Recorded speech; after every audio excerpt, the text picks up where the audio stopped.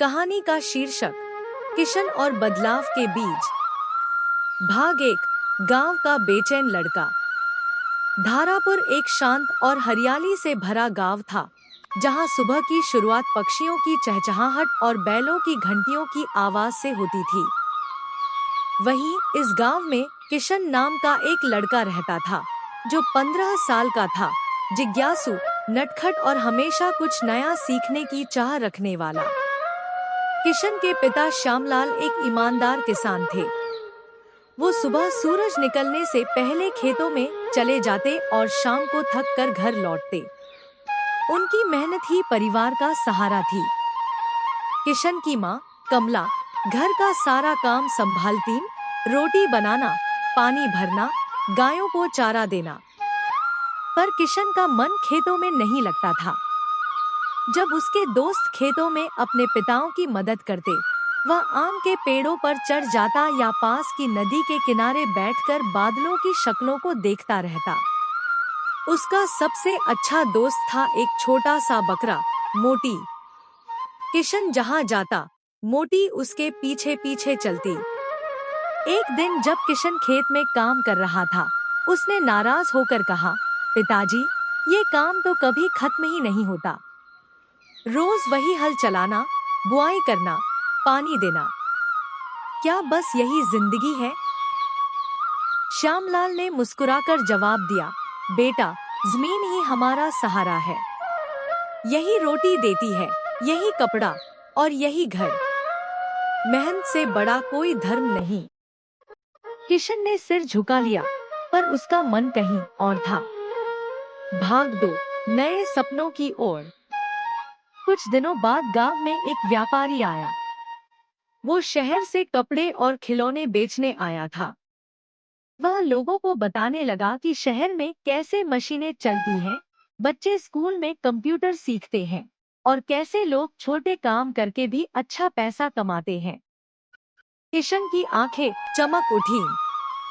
शहर, मशीनें, कंप्यूटर, उसने सोचा, वही मेरा भविष्य है। उस रात उसने माँ-पिता से कहा, मैं शहर जाना चाहता हूँ, कुछ नया सीखना चाहता हूँ। माँ ने रोते हुए कहा, बेटा, हम गरीब सही, लेकिन तू यहाँ सुरक्षित है। शहर में ना कोई जान पहचान, ना कोई सहारा। मत जा, किशन। लेकिन किशन ने मन बना लिया था। अगली सुबह वह चुपचाप उठकर 2 रोटियां, एक पानी की बोतल और कुछ पैसे लेकर चल पड़ा, अपने सपनों की ओर, मोटी की उदास निगाहों को पीछे छोड़ते हुए। भाग 3। शहर की सच्चाई। किशन पैदल चलता चलता कई किलोमीटर दूर एक छोटे शहर, जयपुर पहुंचा। वहां उसने देखा बड़ी बड़ी इमारतें, गाड़ियां, भीड़ और शोरगुल। ये सब उसके लिए नया था। शुरू में तो वह बहुत खुश हुआ, लेकिन जैसे जैसे दिन बीतते गए, उसकी आंखों से सपनों का जादू उतरने लगा। भूख लगती, पर पैसे नहीं थे। उसने कई दुकानों में काम मांगा, लेकिन किसी ने भरोसा नहीं किया। कौन हो तुम? कहां से आए हो? लोग पूछते। और जब वह बताता कि वह गांव से है, सब हंसते। आखिरकार एक ढाबे वाले ने उसे बर्तन धोने का काम दे दिया। बदले में वह 2 वक्त की रोटी और एक कोने में सोने की जगह देता। किशन को यह अपमानजनक लगा, लेकिन भूख के आगे झुकना पड़ा। धीरे धीरे किशन ने बर्तनों को सही से धोना, सफाई रखना और ग्राहक से बात करना सीख लिया। वह ध्यान देता कि कौन ग्राहक कैसे बोलता है, क्या पसंद करता है, कैसे दुकान चलती है।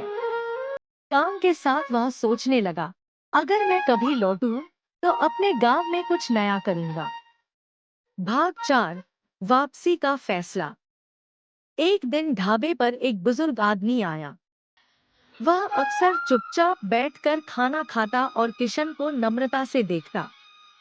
एक दिन उन्होंने पूछा, बेटा, इतने छोटे से होकर यहाँ क्यों काम कर रहे हो? किशन ने पहली बार किसी को